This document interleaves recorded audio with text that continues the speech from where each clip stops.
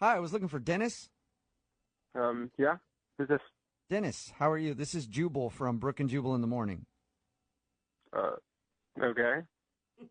You ever heard of the show before? The show? Yeah, the show. You ever Yes. heard of it? Sounds like he's real familiar. What's the show?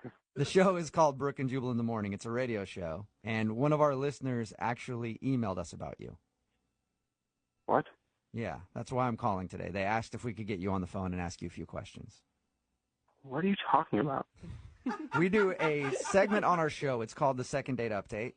So you recently went out on a date with somebody, and now you're not calling them back, so they asked us if we could talk to you and find out the reason. Have you been out on a lot of dates in the past couple of weeks? I mean, I've been on a couple. Okay. Have you been on any dates with a girl named Katie? Oh, my God. Whoa. All right. Yeah, you definitely remember Katie. Yeah. Well, Yeah. Katie is the one who wanted us to get you on the phone to find out why you're not calling her back. Look, I'm not interested in seeing her again. Yeah, she kind of figured that because you haven't been responding to any of her phone calls, but do you mind telling us why? You gotta understand how confusing it'd be for a guy to come back to your place and then split with no reason at all. Wait, how do you know that?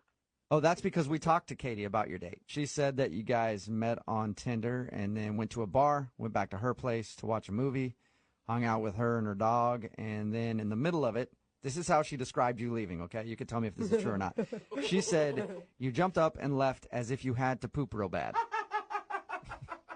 That's an understatement. Whoa! So you you really did have had to to go to the poop? bathroom? Dang. I didn't have to go to the bathroom, no, but Oh. I needed to get out of there. Oh. Why'd you need to leave so bad? Honestly, I don't even really know how to describe it. It was probably the weirdest date of my life. That is a bold statement, sir. It is a bold statement. What was so weird about it? Everything was normal in the beginning. We went on the date. She was cute. She was attractive, but I guess, looks hide the crazy. She invited me back to her place, and I was like, all right, some things are going to happen. It's going to be a good night. Yeah. She actually told us she was thinking the same thing, and that's why she was surprised you left.